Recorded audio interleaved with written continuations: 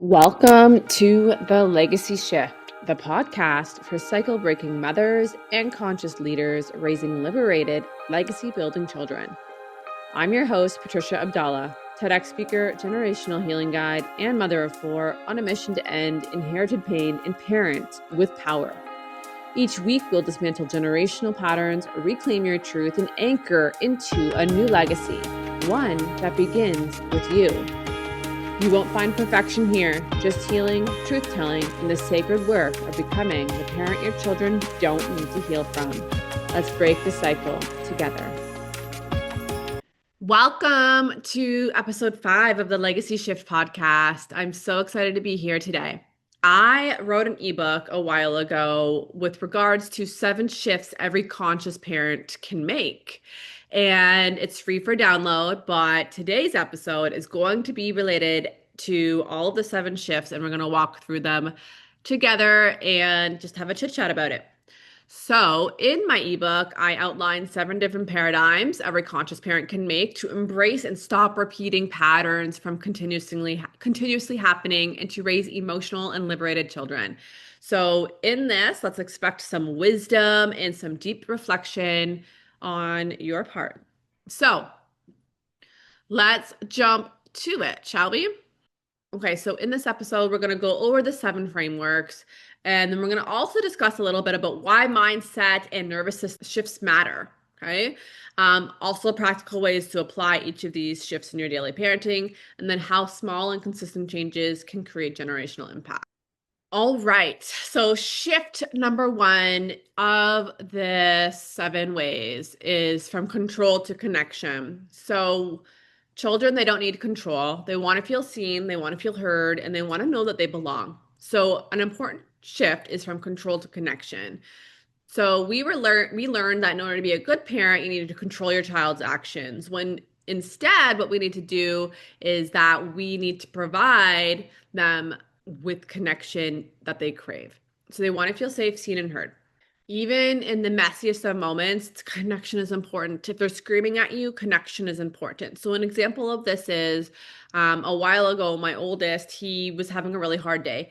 He had just completely unraveled by the end of the day, and he was screaming at his brothers, all of the above, and it was really challenging. And by the end of the day, I was exhausted from managing those big emotions during the day for the entire family, right? But that night I walked into his room and I said, "Hey, bud, just tell me what's going on." And he goes, "I feel like you don't want to be around me. Like you don't care." In that moment, what he needed was connection. Okay. He wanted to feel seen, safe, and heard. So that's what I provided to him.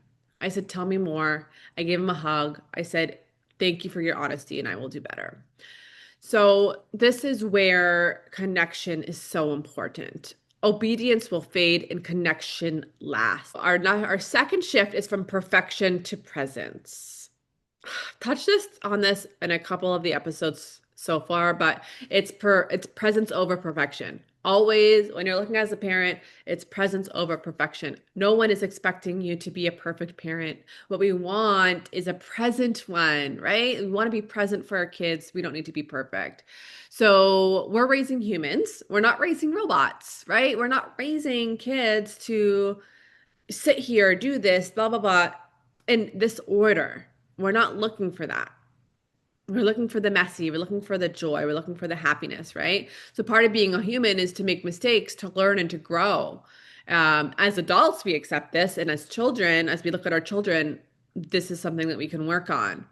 So our children, they're always watching us, right? They're always, always watching what we're doing, how we behave, how we show up, and how we navigate life. So they're picking up on those things in order to understand how they need to navigate life. So when our children see us model things like grace and self-awareness, they then can also model those things in their life. They're learning that grace and self-awareness is the norm and not perfection. Perfection creates pressure, where presence creates permission. So you're granting your children permission to learn, grow, fall down, get back up, and make mistakes through yourself. Okay, so an example of presence over perfection. I don't know if I've spoken about this at all in any of my episodes, but before I really embodied the generational healing component, I created an app in real estate technology. I had spent 5 years creating this app, and in short, it ended up failing in that it didn't gain the traction that I had wanted it to gain. So, as a result of that, my children, they learned throughout the process. What I learned throughout the process, first of all, was priceless. And what I showed my children is that what messy looks like, it's messy, and that failure is okay, and that I can handle that with grace, and that's okay as well. That is what we're looking to teach our children. Grace, not perfection. All right. I showed myself in those messy moments that it was okay to show up for myself, and it's okay to do new things, and it's okay to do those things. And I showed up every single day, regardless of the downfalls that had happened, regardless of what was going on. I showed up every single day in that business. And now my kids, they do the same. They show up and they see the possibility, which is amazing. Shift number 3 is from obedience to emotional intelligence. So you've probably heard of things like sit in the corner and think about what you did, right? Don't speak to me like that. I'm the parent. I'm to be respected.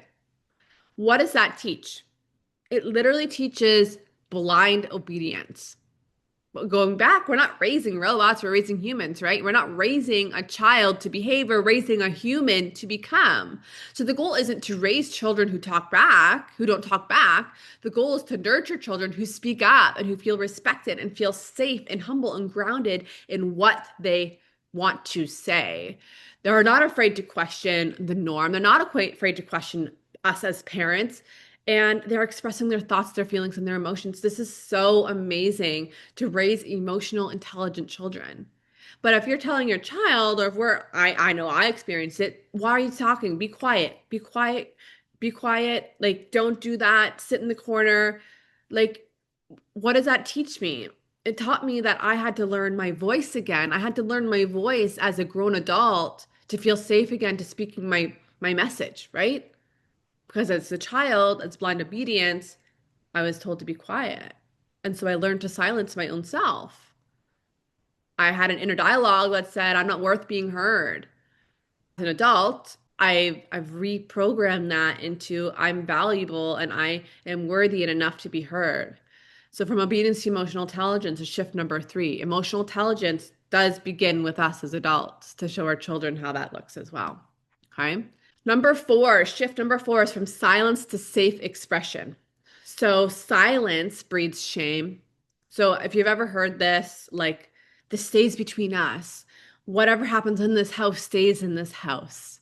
So those are examples of how silence can breed shame. This creates a story of silence, and then silence leads to that shame.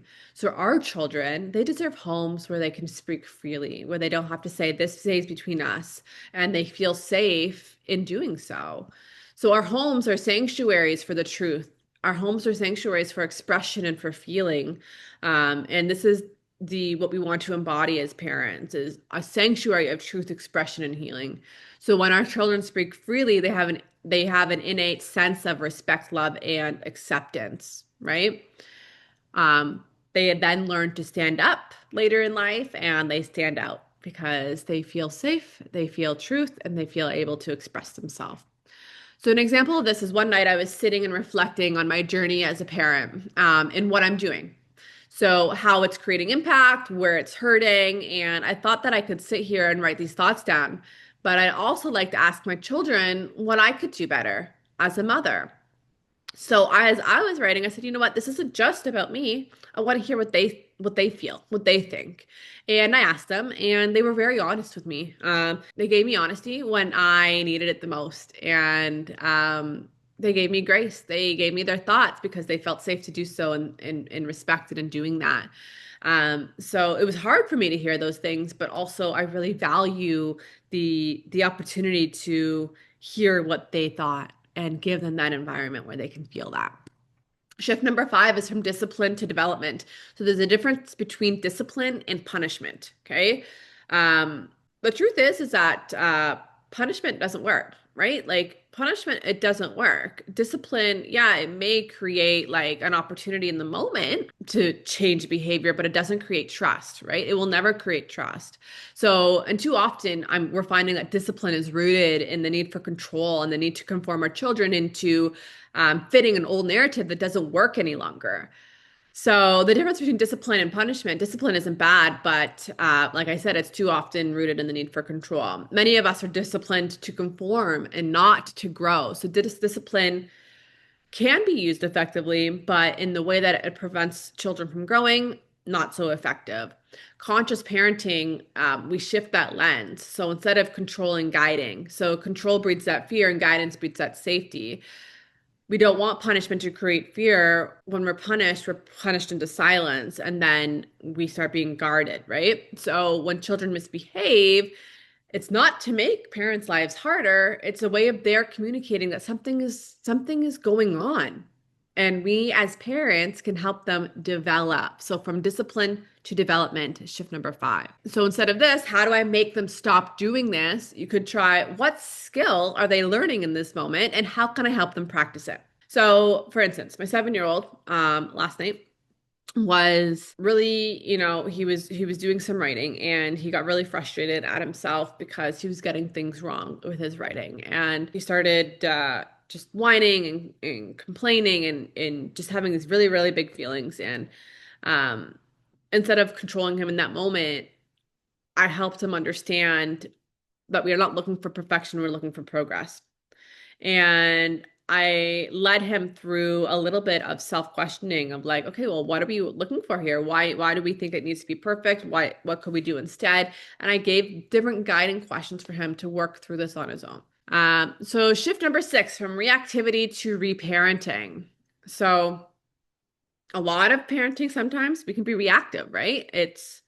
We're reactive when we don't consciously change cycles, right? This is what legacy building is. When we change legacy, we're then reparenting ourselves. So your triggers, though, they're not failures, they're invitations. So they're invitations to choose differently. It's an invitation to activate something in your mind that you can understand, to change a generational pattern, to chance to heal what was never healed within you. So those reactions, those triggers are an opportunity for you to look at yourself and choose change, choose differently, and choose to reparent. So reparenting is the act of showing yourself compassion, safety, and care that you didn't receive as a child so that you can give it freely to your children. How powerful is that? You're changing, literally changing DNA by shifting and reparenting differently. Your reactivity doesn't mean that you're failing. It means that you're being invited. You're invited to make change. You're invited to parent differently. So, so powerful. So your triggers aren't proof that you're broken. They're proof that you're still becoming. You're still becoming. There's still lots of time. You're changing. You're changing cycles. It's amazing. Okay. So next time you're triggered, pause and ask, what would my younger self have needed in this moment? I do this often actually, because there's still moments, like I said, healing isn't linear. And as much as I'm talking about this subject of generational healing, I still don't know everything, right? I'm still learning and I'm still growing through it. And I ask myself this often when I'm triggered, what would my younger self need in this moment? Did my younger self need me to explode back? No. My younger self probably wanted my parents to sit with me or to hear me or to let me speak or to see me, right? See me. That's a big thing. Like I want to be seen, right? So that's what I tend to give my children. Attempt to give them my undivided attention. And I mean, it's challenging with 4 children, of course, but when I kind of catalog it in the moments, if I have 4 children speaking to me and needing me at one time, I'm cataloging it of like using my intuition, which I talked about recently, using my intuition and saying which of these children needs me to see them the most. And then that's where I focus at that present moment. And then I'll work it out from there, right? So shift number 7, our final shift that we're going to be talking about, is from survival to legacy. All right, you may have been praised for strength, but strength shouldn't have been required so early. Oh wow, you're so strong. Look at you. You're amazing. You don't need me as a parent. Guess what? Our babies are still our babies. It doesn't matter to me whether they're 2, 12, 25. They still need you, right? They still need you. As children, many of us have learned that to hustle for love. So to perform, to please, to perfect.